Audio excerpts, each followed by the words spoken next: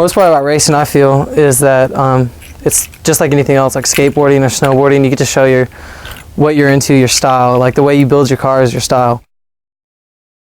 I think racing is just, it brings out like an adrenaline inside your body that like most people I don't know. It's like a wave runner or like a jet ski, like how fast you can make such a small car go. The thrill of it, you know, it's like roller coasters. It's kind of a really adrenaline rush. It kind of feels good. It's the ultimate adrenaline rush if you like fast cars. When you get up to a really high speed, over 100. It was scary. It's pretty crazy. It's mainly for the adrenaline and, you know, saying that your car is better than his car. Or another bit of the thrill is doing it and trying not to get caught. Yeah, you're breaking the law, but you're having fun. You know, we got people standing around, showing their cars, got the hoods up. I mean, showing off their cars. This is my baby. I'm in college, and my money should be going for credits and classes and stuff, but mostly just goes to this car. I got a Stage 3 racing clutch, full exhaust system. I have a DC header and an AEM cold air intake. It's got a 2.5-inch exhaust, spoiler muffler. Nothing really special, but it goes pretty good. Mostly my car looks like show for now, but I want to set it up, do suspension, and get a little bit more power. Ramp intake, spark plug wires, and a whole bunch of other crap. No, this is a JDM D15 with a D16 head on it. It's called a Mini-Me. I have a silencer in there to keep it down so people don't know exactly what I have underneath the hood. Over here we got an Apex TAC. I got an extinguisher down there just because you never know when a car's going to light on fire or something's line's going to break, and you want to be able to, you know, take care of it as best as possible. In the back, got the nitrous system here. In the back, got the battery relocation. Just better weight distribution. It's all about just getting better and better with the car. It's a matter of like not so much the car, but the driver.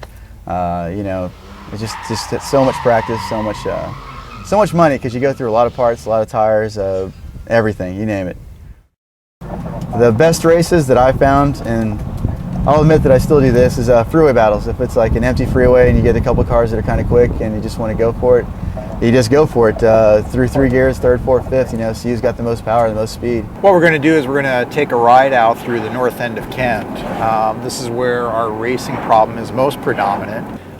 59th Avenue here is another recently built roadway that has served to truly attract street racers with an enthusiasm like we hadn't seen before. Our officers will typically come onto this road and find anywhere from 50 to 70 street racers and spectators out here. As we're driving along, you can notice on the road that there's tire friction marks, acceleration skid marks all over the place. And these are all representative of our street racers. You'll see these big S-shaped marks and 180 degree turning marks. Again, this is just the street racers out here engaged in sideshow. And sideshow is sort of like a spontaneous car show, if you will. It starts out with people just parking their cars, showing off their cars, showing off their engine modifications. And then as the night starts to progress, we start to see wagering occur. We start to see people showing off the actual workings of their cars. This is exactly what I'm talking about right here. Here goes a motorcycle that's going to be 100 miles an hour. And what we're seeing are greater numbers of motorcycles in street racing. The likelihood of being seriously injured or killed on a motorcycle is much greater than in a car. The cops aren't nice, they don't like it. They make it obvious that they don't like it. The city council supports them in that. You can't blame them, I guess, because there have been fatalities, there have been loss of life, loss of property, everything. It attracts a bad element sometimes.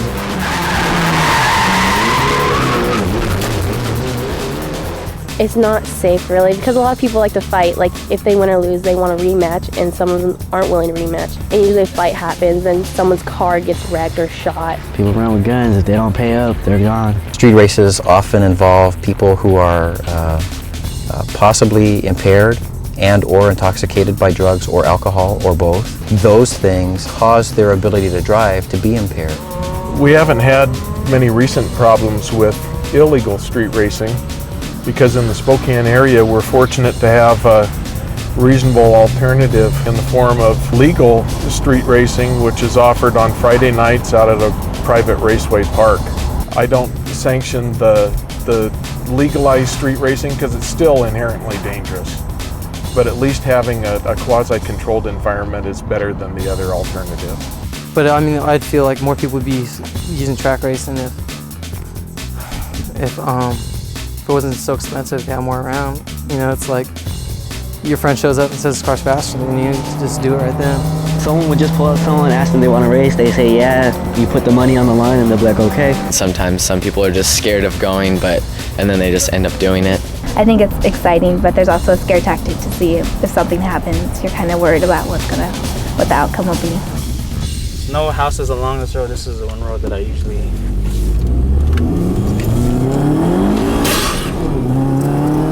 take on.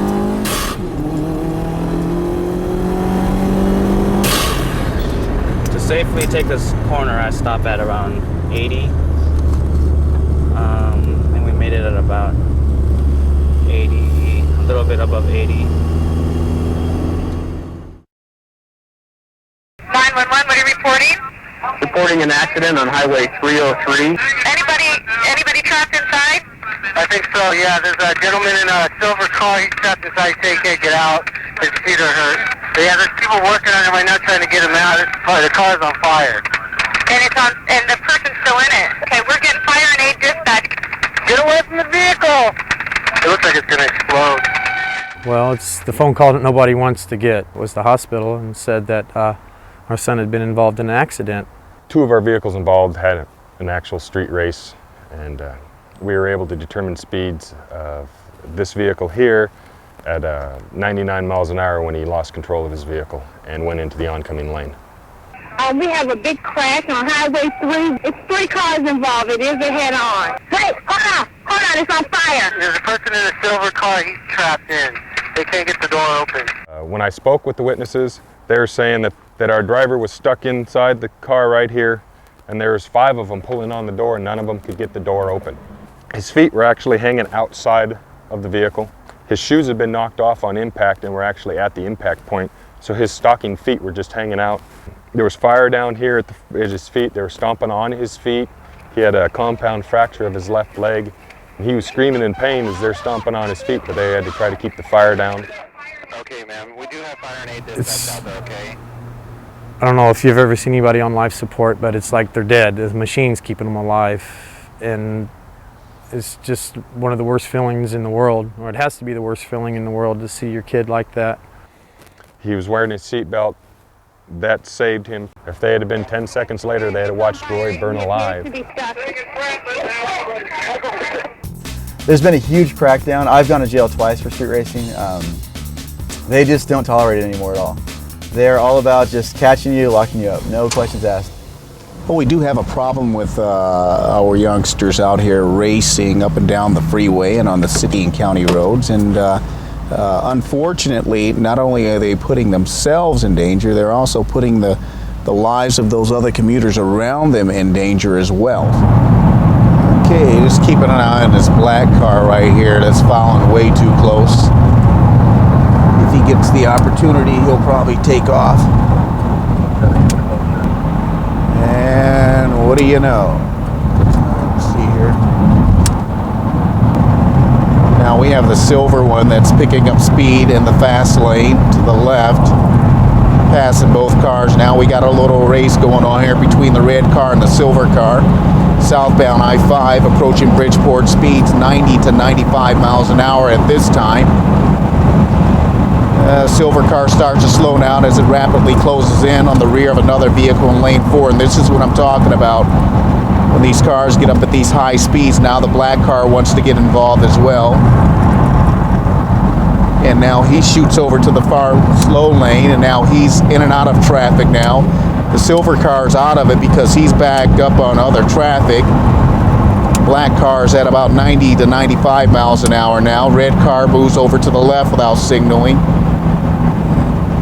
And we'll keep an eye on him. Okay, been behind you, man, for over 10 miles now at 95 to 100 miles an hour. Just want to let you know also you're being audio and video recorded. Need your driver's license, your registration. Well, if you're cited for street racing, the first thing that can happen is you can get arrested. Racing here in Washington State is a crime, and you can actually be arrested for that and taken to jail and booked into jail for that. Your car can be towed. There can be damage done to the front of the car, to the rear of the car, to the suspension, and even to the wheels and tires when the vehicle is moved. And we are not responsible for the damage because the vehicle is being towed as a result of the crime that occurred. It's a big deal. You know, I mean, we basically feel like nothing's gonna happen to us. You know, I mean, we hear about it all the time. A red Mustang and a blue and white striped Mitsubishi were speeding side by side when the Mitsubishi pulled in front of the Mustang. All this because of what police believe was street racing. Basically, we're swerving in and out of the lanes. You know, my car can do this, your car can do that. You know, just that kind of thing was, you know, we're just playing around. Well, little did I know, a white van ends up pulling out in front of me, and I noticed that, but I didn't notice it in time. Police say there were 2 cars allegedly racing with a driver and passenger in each car. All of them were teenagers. This morning, one of those teens is dead. Another of those teens is here in the hospital at Harborview Medical Center, along with an innocent victim. She was the passenger in my car, and I don't remember what she was saying to me at all, but she must have been saying, you know, either slow down or, you know, let's just stop the car. Yeah, maybe if I had listened, maybe this wouldn't have happened. I don't know. I mean, I had a girl, I had a fast car, I had a little bit of money in my pocket, I had a good home. We got to focus on things that are actually productive, you know, not taking chances so much. My nightmares didn't start until basically the reality of this whole thing set in. When you're in county, I mean, you wake up every single morning, whether it be 6 a.m., 7 a.m., to rows of locks. Just going. I mean, then that's your wake-up call.